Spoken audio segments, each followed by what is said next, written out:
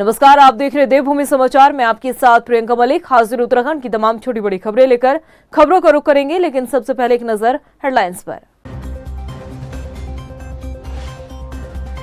लोकसभा चुनाव के लिए बीजेपी की तैयारी। SC/ST वोट बैंक साधने के लिए बनाई खास रणनीति। बस्तियों में जाकर होगा प्रचार प्रसार।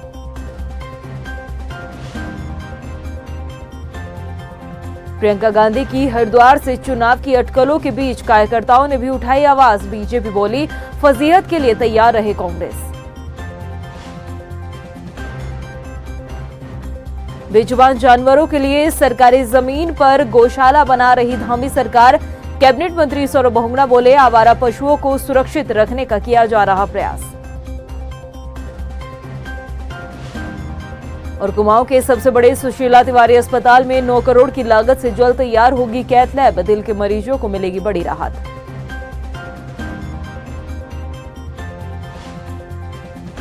हेडलाइंस के बाद बुलेटिन में खबरें विस्तार से। उत्तराखंड में लोकसभा चुनाव को लेकर तमाम सियासी दल अपना वोट बैंक मजबूत करने के लिए कई तरह के हथकंडे अपना रहे हैं। वहीं सत्ताधारी दल बीजेपी ने SC और ST वोट बैंक पाने के लिए एक खास रणनीति तैयार की है। आइए आपको इस रिपोर्ट में दिखाते हैं। लोकसभा चुनाव पर बीजेपी का फोकस, SC/ST वोट बैंक पर बीजेपी की नजर। चुनाव से पहले बनाई खास रणनीति, बस्तियों तक होगा योजनाओं का प्रचार। लोकसभा चुनाव को लेकर जहां बीजेपी ने तैयारियां शुरू कर दी हैं, तो वहीं चुनाव को लेकर पार्टी खास रणनीति बनाने में भी जुट चुकी है। उत्तराखंड में पार्टी को लगता है कि SC/ST वोट बैंक जितना पार्टी को मिलना चाहिए वो पार्टी को नहीं मिल पा रहा है। वो भी तब जब प्रदेश में बीजेपी दावा कर रही है कि BDC मेंबर से लेकर विधायक तक अन्य राजनीतिक दलों की तुलना में बीजेपी के सबसे ज्यादा जनप्रतिनिधि हैं। खासकर अगर विधायकों की बात करें तो विधायकों के आंकड़े में भी बीजेपी अव्वल है। लेकिन इसके बावजूद भी पार्टी को वो लक्ष्य हासिल नहीं हो पा रहा है जो पार्टी ने तय किया है। इसीलिए बीजेपी से जुड़े सूत्रों की माने तो पार्टी को लगता है कि सबसे ज्यादा योजनाएं SC/ST और जनजातीय वर्ग के लिए होने के बावजूद भी बेहतर तरीके से प्रचार प्रसार न होने की वजह से इन वर्गों का वोट बैंक पार्टी को हासिल नहीं हो पा रहा है। इसीलिए पार्टी ने BDC मेंबर से लेकर विधायकों और पार्टी पदाधिकारियों में जो भी SC/ST वर्ग से पदाधिकारी आते हैं उनके लिए सम्मेलन आयोजित की है। 19 तारीख को गढ़वाल मंडल और 21 तारीख को कुमाऊं मंडल में SC/ST सम्मेलन रखा गया है ताकि केंद्र और प्रदेश सरकार की योजनाओं को कैसे SC/ST वर्ग तक पहुंचाया जाए, इस पर मंथन किया जाएगा। तो कहाँ पर हमारी त्रुटि है, कहाँ पर हमारी कमी है, कैसे हम विश्वास नहीं जीत पा रहे हैं, इन सब विषयों पर। और खास तौर पर बड़ी संख्या में हमारे साथ आज उत्तराखंड के अंदर जितनी रिजर्व सीटें हैं विधानसभा की, अधिकतर भारतीय जनता पार्टी जीती हुई है। नगर पालिकाएं हैं, चाहे महापौर के क्षेत्र हैं, जहाँ पर रिजर्वेशन की सीटें हैं वो हम जीतते हैं। तो जीतते हमें जनादेश प्राप्त होता है। लेकिन तो भी विधानसभा स्तर पर अनेकों बार देखा जाता है कि जनजाति क्षेत्र का मत हो, अनुसूचित जाति का मत हो, अल्पसंख्यकों का मत हो, उस मत को हम और कैसे बढ़ा सकते हैं, इसके लिए हमारी रचना का ये अंग है। उत्तराखंड में अगर SC/ST वोट बैंक की बात करें तो कांग्रेस के पक्ष में ज्यादा SC/ST वोट बैंक माना जाता है। साथ ही मैदानी क्षेत्र में बसपा के खाते में भी इस वर्ग का वोट बैंक माना जाता रहा है। लेकिन 2014 से बीजेपी के पक्ष में SC/ST वोट बैंक जाता हुआ दिखाई दिया है। लेकिन इसके बावजूद भी पार्टी को लगता है कि अन्य राजनीतिक दलों की तुलना में बीजेपी को ज्यादा वोट SC/ST का मिलना चाहिए, जिसको लेकर पार्टी अब मंथन कर रही है। लेकिन कांग्रेस का कहना है कि बीजेपी कुछ भी कर ले, SC/ST वोट बैंक हासिल नहीं कर पाएगी।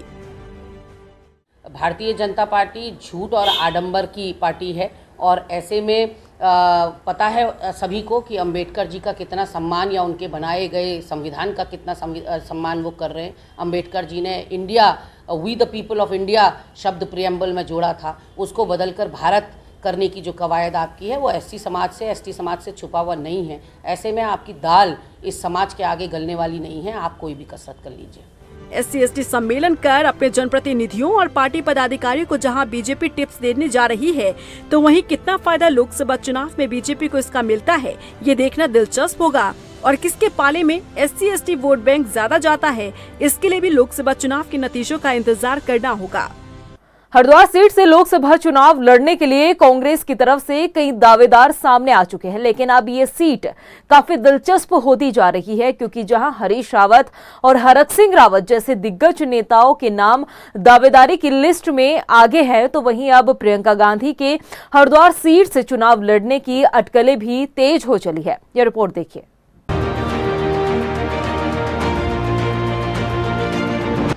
उत्तराखंड में राजनीतिक दलों के द्वारा लोकसभा चुनाव को लेकर तैयारियां तेज कर दी गई है। कांग्रेस के कई बड़े नेता हरिद्वार लोकसभा सीट से चुनाव लड़ने को लेकर पहले से ही तैयारी कर रहे थे, जिनके हाथ अब मायूसी लगती नजर आ रही है, क्योंकि हरिद्वार सीट से माना जा रहा है कि प्रियंका गांधी को चुनावी मैदान में उतारा जा सकता है। कांग्रेस कार्यकर्ताओं ने अब प्रियंका गांधी को हरिद्वार सीट से चुनाव लड़वाने की मांग उठाई है। हालांकि इस सीट पर पहले से ही कई बड़े नेता अपनी दावेदारी ठोक रहे हैं। हरीश रावत, हरक सिंह रावत जैसे नेताओं की नजर भी हरिद्वार सीट पर है। ऐसे में यदि प्रियंका गांधी इस सीट से चुनावी मैदान में उतरती हैं, तो ऐसे नेताओं को झटका लगना तय है। हालांकि कांग्रेस के मुख्य प्रवक्ता गरिमा दसोनी ने कहा कि प्रियंका गांधी यदि हरिद्वार से चुनाव लड़ती हैं, तो पार्टी के सभी नेता एकजुट होकर चुनाव लड़ते नजर आएंगे। बहुत शुभ संकेत हैं। प्रियंका जी का करिश्मा ही ऐसा है कि वो जहाँ भी जाती हैं लोगों के साथ उनका दिलों से जुड़ाव जुड़ जाता है और लोगों को उनमें इंदिरा जी की प्रतिमा दिखाई पड़ती है, और कहीं ना कहीं उनकी जो चिर परिचित मुस्कान के साथ वो मंच पर पहुंचती हैं या कार्यकर्ताओं के बीच में पहुंचती हैं, तो वो एक गहरी छाप कार्यकर्ताओं के मन में छोड़ता है। और निश्चित रूप से जेन्युइन मांग है। हम सब हरिद्वार के लोग, क्या पूरे उत्तराखंड के लोग शायद यही चाहते हैं कि प्रियंका जी आएँ और धर्मनगरी हरिद्वार से इस बार बिगुल की शुरुआत करें और जीत भी सुनिश्चित करने का काम कार्यकर्ता करेंगे। वहीं बीजेपी विधायक विनोद चमोली ने कांग्रेस नेताओं पर तंज कसते हुए इस कदम का स्वागत किया है। तो कांग्रेस के अंदर की समस्या हमें क्या करना है, इसमें वो तय करेंगे किसको लड़ाना क्या लड़ाना। अगर उसको हरिद्वार ला के निपटाना चाहते तो निपटा दें, क्या दिक्कत है। प्रियंका गांधी भले ही हरिद्वार लोकसभा सीट से चुनाव लड़े या ना लड़े, वो बात अलग है, लेकिन हरिद्वार लोकसभा सीट से तैयारी कर रहे स्थानीय नेताओं की धड़कनें बढ़ने लगी है। हालांकि ये समझना भी जरूरी है कि आखिर एकाएक कांग्रेस कार्यकर्ताओं ने हरिद्वार से प्रियंका गांधी को चुनाव लड़वाने की मांग कैसे उठा दी।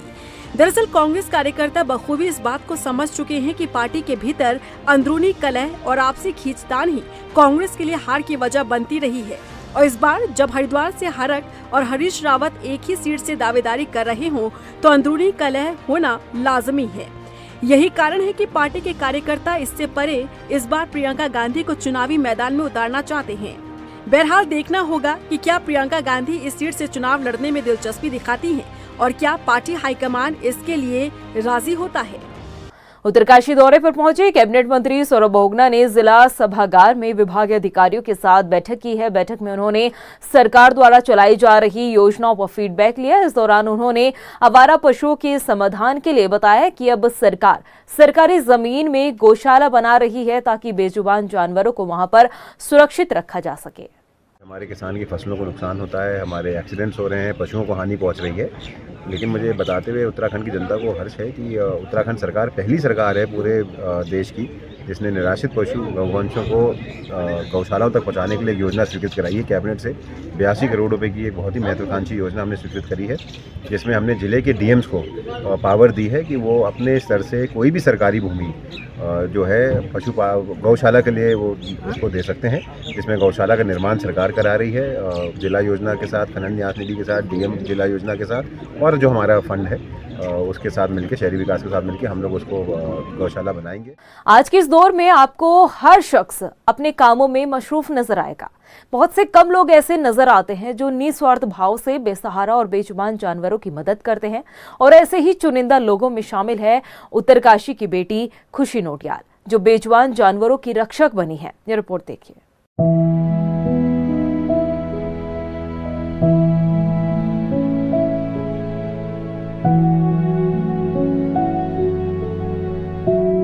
इस दुनिया में आपने बहुत से ऐसे लोग देखे होंगे जो जरूरतमंद इंसानों की मदद करते हैं। बेजुबान जानवरों के प्रति दया रखने वाले इंसान काफी कम देखने को मिलते हैं। ऐसे ही चंद लोगों में कुछ ऐसे इंसानियत के फरिश्ते भी हैं जो पशु सेवा के लिए आगे आते हैं और बिना किसी स्वार्थ के उनकी सेवा में अपना समय गुजारते हैं। ऐसे ही फरिश्तों में शामिल है उत्तरकाशी की बेटी खुशी नोटियाल।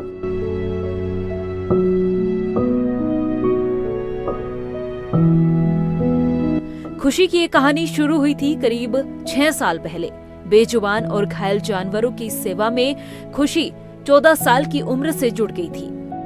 जब भी वो कहीं लावारिश कुत्तों को घायल या बीमार देखती तो उन्हें अपने घर पर लाकर उनका इलाज करती। खुशी ने बताया कि बेजुबान जानवरों की मदद करना केवल उनका शौक नहीं है, बल्कि वो इसे अपनी जिम्मेदारी भी मानती है।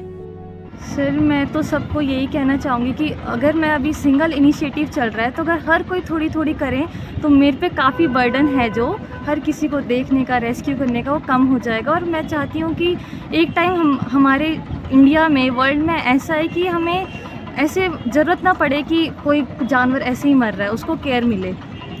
आप कितने साल से ये काम कर रहे हैं और आपके इस काम में कौन कौन आपका सपोर्ट करते हैं? सर, मुझे 6-7 साल हो गए हैं और सबसे पहला सपोर्ट तो मेरा फैमिली का है, जो लोगों के सुनने के बावजूद भी मेरा सपोर्ट करते हैं। Red cross society, veterinary hospital, people farm, rescue by Garima और काफ़ी लोग हैं जिनका नाम अभी मेरे को याद भी नहीं है। काफ़ी लोग सपोर्ट करते हैं। इस काम में खुशी के घर वाले भी उनका साथ देते हैं। खुशी बताती है कि वो जब 9वीं क्लास में थी तब से उन्होंने इस काम की शुरुआत की थी। शुरुआती दौर में आस पड़ोस के जो लोग थे वो खुशी के घर वालों को टोकते थे कि ये किस तरह का काम करती है, लेकिन बेजुबान जानवरों का दर्द और खुशी के मन में उनके लिए सेवा भाव देखकर उनके घर वालों ने भी अपनी बेटी का साथ दिया। आपको बता दें कि खुशी नोटियाल BSc 3rd ईयर की छात्रा है। अब तक खुशी 100 से भी ज्यादा घायल और असहाय कुत्तों की मदद कर चुकी है। जब भी वो कॉलेज, बाजार या NCC के प्रशिक्षण के लिए जाती है तो सड़क और गली में कुत्तों के हाल पर एक नजर जरूर डालती है। एक छोटी सी उम्र से इस सेवा भाव को अपने मन में जागृत करने वाली खुशी इन बेजुबान जानवरों की दवाइयाँ और इलाज के खर्च के लिए ट्यूशन पढ़ाकर पैसे जुटाती है। वाकई इस मतलबी दुनिया में जहां लोग अपने दर्द के सिवा किसी और का दर्द पहचान नहीं पाते, उस मतलबी दुनिया के बीच खुशी जैसे लोग इंसानियत की मिसाल पेश कर रहे हैं। हल्द्वानी के सुशीला तिवारी राजकीय मेडिकल कॉलेज में स्वास्थ्य संबंधी सभी सुविधाओं में इजाफा होता नजर आ रहा है। आपको बता दें कि अस्पताल में अब 9 करोड़ की लागत से कैथ लैब तैयार की जा रही है। कैथ लैब का काम अंतिम चरण में है। मेडिकल कॉलेज के प्राचार्य अरुण जोशी का कहना है कि कैथ लैब खुलने से हार्ट के मरीजों को बड़ी राहत मिलेगी। कैथ लैब का जो है, उसमें जो है जो बेसिक इंफ्रास्ट्रक्चर जो इक्विपमेंट आएगा उसका वो BL के साथ MOU साइन हो गया है, 21 जुलाई को हुआ था। और उसमें वो चरणबद्ध फेज़ में उसको टेंडर प्रोसेस करेंगे और प्रोक्योर करेंगे। उसकी साइट इंस्टॉलेशन होगी तो वह जगह चिन्हित कर ली गई है, वो सब है। और उसका जो है मंडी परिषद द्वारा उसका करा गया, उसकी DPR गई हुई है और जैसे पैसा उसका रिलीज़ हो जाएगा उसमें उसका भी काम शुरू हो जाएगा। कितने से सर ये कैथ लैब बननी है? इसमें अब 6 से 9 महीने से करीबन इसमें लगेंगे, इसमें करीबन लग जाएगा, इतना टाइम इसमें लगेगा। वहीं दीपावली के अवसर पर आतिशबाजी के लाइसेंस जारी करने को लेकर देहरादून जिलाधिकारी ने व्यापारी मंडल के प्रतिनिधि और संबंधित विभागीय अधिकारियों के साथ बैठक की है। जिलाधिकारी ने निर्देश दिए हैं कि लाइसेंस जारी करते समय सभी सुरक्षा मानकों को पूरा किया जाए। इसके साथ ही अग्निशमन अधिकारी को निर्देशित किया गया है कि फायर सुरक्षा के मद्देनजर बताए जाने वाले सभी जानकारी के पैम्पलेट्स भी बनाकर चस्पा किए जाए। यहाँ पे व्यापार मंडल और सभी को बुलाया गया, SDM से हमारे साथ में, और ये बातचीत की गई कि जैसे पिछले सालों की तरह जहाँ प्रतिबंधित एरिया है वहाँ पे कोई भी इस तरह की एक्टिविटी नहीं हो और दुकानें ना लगाई जाए। और कुछ एरियाज़ हमने चिन्हित किए हैं जहाँ पे दुकानें लगाई जा सकती हैं, लेकिन जो भी दुकानें लगाई जाएंगी वो मानकों के अनुरूप, एक्ट के अनुरूप लगाई जाएंगी। वहीं हल्द्वानी में महिंद्रा शोरूम में चोरी करने वाले शातिर चोरों को पुलिस ने गिरफ्तार कर लिया है। मामले का खुलासा करते हुए SSP प्रहलाद मीना ने बताया कि आरोपियों को मध्य प्रदेश से गिरफ्तार किया गया है। उन्होंने बताया कि आरोपियों के 2 साथी अभी भी फरार चल रहे हैं। पकड़े गए आरोपियों के पास से पुलिस ने 2 क्विंटल भारी तिजोरी और 2,30,000 रुपए की नकदी बरामद की है। जो चोरी हुई थी 14/15 की रात में, उसमें 4 अभियुक्तों के द्वारा एक शोरूम में चोरी की गई और जो शोरूम में जो चोरी थी, उस जो तिजोरी थी उसको ये उठाकर अपने साथ ले गए। हमारी जो टीम है उसने 2 अभियुक्तों की गिरफ्तारी की है और एक गाड़ी जो उन्होंने चोरी में यूज की थी उस गाड़ी की बरामदी की है। इन 2 अभियुक्तों के कब्जे से 2,30,000 रुपये बरामद हुए हैं। बाकी 2 अभियुक्त जो हैं वो अभी गिरफ्तारी तो शेष है और बाकी की जो चोरी की रकम है वो भी उनके कब्जे से बरामद होनी शेष। सर कहाँ से पकड़े गए आरोपी? ये दोनों आरोपी जो है मध्य प्रदेश से पकड़े। रुड़की के बेलडा और आफस नागर में हरिद्वार रुड़की विकास प्राधिकरण ने कार्रवाई की है। दरअसल इन अवैध कॉलोनी पर HRDA पहले भी कार्रवाई कर चुका है। बावजूद इसके अवैध कॉलोनी का निर्माण किया जा रहा था। रुड़की विकास प्राधिकरण के सहायक अभियंता डीएस रावत ने बताया कि उच्च अधिकारियों के आदेश पर ये आज कार्रवाई की गई है। जो है शिकायतें हमारे पास आ रही है कि जो हमने जो कॉलोनियाँ तोड़ी थी उनमें जो है फिर से दोबारा निर्माण हो रहा है। अभी इसी कड़ी में हमने पहला ये दोबारा निर्माण इनने तोड़ी थी हमने करीब 15-20 दिन पहले, तो उसके बाद हमने विकास कार्य इसमें जारी रखा था। तो बहुत सारी शिकायतें मिल रही थी, तो उसके हमने जो है इस तरीके उसको भी तोड़ दिया, इसके सारे विकास। उधर गदरपुर में अभी भी डेंगू का खतरा मंडरा रहा है। क्षेत्र में कई मरीज डेंगू पॉजिटिव पाए जाने के बाद प्रशासन अलर्ट मोड पर है। स्वास्थ्य विभाग की टीम लोगों के स्वास्थ्य प्रशिक्षण के साथ ही उन्हें डेंगू से बचाव के लिए जागरूक कर रही है। नगर पालिका परिषद द्वारा जो दवाई है उनका छिड़काव किया जा रहा है और लोगों को जागरूक किया जा रहा है। लगातार डेंगू से लड़ाई लड़ रहे हैं। यहाँ पर साफ सफाई और जो छिड़काव वगैरह है लगातार हर वार्ड में रोज हो रहा है। और डेंगू के जो यहाँ पर अभी तक के कोई इतना समय हो गया कोई पेशेंट नहीं निकले थे, लेकिन ये जो पेशेंट निकले हैं इनकी हिस्ट्री वगैरह चेक करके देखिए, शायद हो सकता है कि बाहरी कहीं से डेंगू के लक्षण लेके आए हैं। मुझे लगता है कि गदरपुर इससे डेंगू से अलग है, यहाँ पर डेंगू का इतना प्रभाव नहीं है। वहीं गदरपुर पुलिस ने बड़ी कार्रवाई को अंजाम दिया है। पुलिस ने भाजपा नेता से 10 लाख रुपए की रंगदारी मांगने वाले आरोपी को गिरफ्तार किया है। पुलिस ने बताया कि आरोपी ने भाजपा नेता के घर में एक लेटर फेंका था जिसमें रंगदारी की मांग की गई थी। पुलिस ने आरोपी के कब्जे से 32 बोर का तमंचा, एक जिंदा कारतूस, मोबाइल फोन और टैब बरामद किया है। 23 तारीख को यहाँ भाजपा नेता है, उनके घर पे किसी अज्ञात व्यक्ति द्वारा एक पत्र फेंका गया था धमकी भरा। तो उस पत्र को लेकर 25 तारीख को अभियोग पंजीकृत हुआ। अभियोग पंजीकृत होने के बाद जैसे श्रीमान वरिष्ठ पुलिस अधीक्षक महोदय ने निर्देशित किया था, उनके निर्देश के क्रम में और सीसीटीवी कैमरे लगाए गए, पूरा हर चीज़ का एनालिसिस किया गया और एक संयुक्त प्रयास से कल शाम को दिन में 3 बजे के आसपास अभियुक्त मनोज को पकड़ा है। ये हिसार का रहने वाला गदरपुर। प्रदेश की खबरों में इतना ही, फिर हाजिर होंगे कुछ खास खबरों के साथ। तब तक के लिए मुझे दे इजाजत, नमस्कार।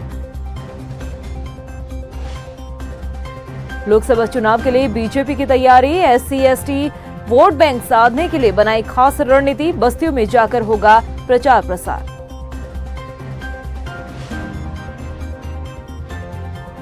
प्रियंका गांधी की हरिद्वार से चुनाव की अटकलों के बीच कार्यकर्ताओं ने भी उठाई आवाज। बीजेपी बोली, फजीहत के लिए तैयार रहे कांग्रेस। बेजुबान जानवरों के लिए सरकारी जमीन पर गौशाला बना रही धामी सरकार। कैबिनेट मंत्री सौरभ बहुगुणा बोले, आवारा पशुओं को सुरक्षित रखने का किया जा रहा प्रयास।